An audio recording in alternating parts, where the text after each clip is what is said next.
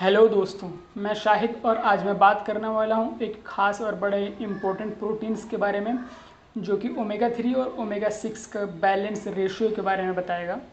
Omega 3 की अगर हम बात करें तो इसके दो बिल्डिंग ब्लॉक्स होते हैं, ये एक EPA और एक DHA, इन दो से मिलकर के एक ओमेगा 3 फैटी एसिड बनता है। सिमिलरली ओमेगा 3 6 फैटी एसिड भी जो है वो इन्हीं दोनों पार्ट से मिलकर बनता है, मगर फ़र्क इतना है कि उस ओमेगा 6 फैटी एसिड के अंदर EPA का कंसनट्रेशन ज़्यादा होता है एज़ कम्पेयर टू ओमेगा 3 के अंदर। अब ओमेगा 6 के कंजम्पशन से क्या नुकसान है और ओमेगा 3 के कंजम्पशन से क्या फ़ायदे और क्या नुकसान है, मैं उसकी बात करने वाला हूँ। अगर हम बात करें ओवरऑल ओमेगा 3 के कंजम्पशन से, अगर इसका लो कंजम्पशन आपके फूड के अंदर है तो आपका लो IQ, डिप्रेशन और बहुत से मेंटल डिसऑर्डर्स जैसे हो सकते हैं। वहीं ओमेगा 6 की अगर हम बात करते हैं तो वहाँ पर आपके इम्यून को ये सेप्रेस कर देता है, इम्यून कमज़ोर हो जाता है इससे, क्योंकि ये इन्फ्लेमेटरी रिएक्शंस को रोक देता है ओमेगा 6। और ओमेगा 6 इसलिए रोकता है क्योंकि उसके अंदर EPA का कंसनट्रेशन ज़्यादा है।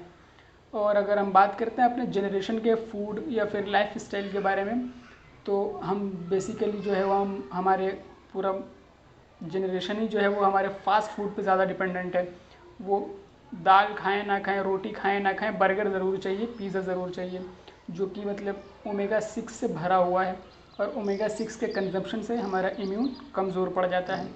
ओमेगा 3 का कंजम्पशन हम लेते नहीं हैं, जिसके कारण बहुत सी बीमारियों का हमें जूझना पड़ता है। हमारे मेंटल डिसऑर्डर्स बहुत से होते हैं, हमारे प्रॉपर ब्रेन फंक्शन नहीं हो पाते हैं, प्रॉपर ब्रेन का डेवलपमेंट नहीं हो पाता है।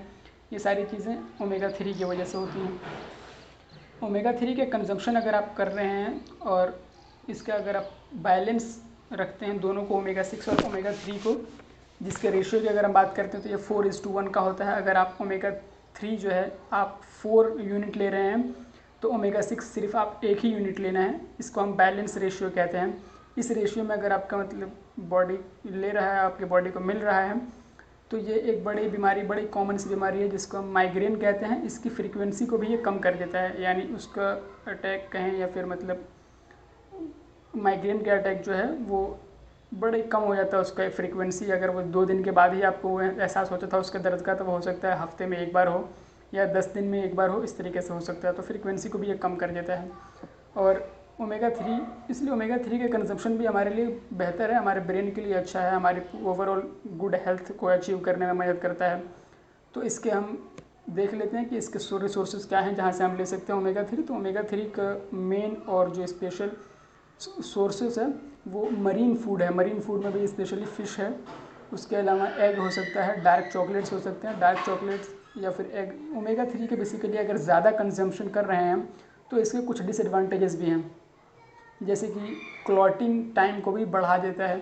आपका ब्लड इजीली क्लॉट नहीं होगा, कहीं चोट लगती है ब्लीडिंग होने लग जाएगा, जिससे कि ज़्यादा खून बह जाने की वजह से भी बड़े से कॉम्प्लिकेशन हो सकते हैं। तो ओमेगा 3 का भी ज़्यादा कंजम्पशन नहीं करना है, एक बैलेंस 4:1 का रेशियो बना के रखना है हमें। इंशाल्लाह हम अपने हेल्थ को मेंटेन कर पाएंगे।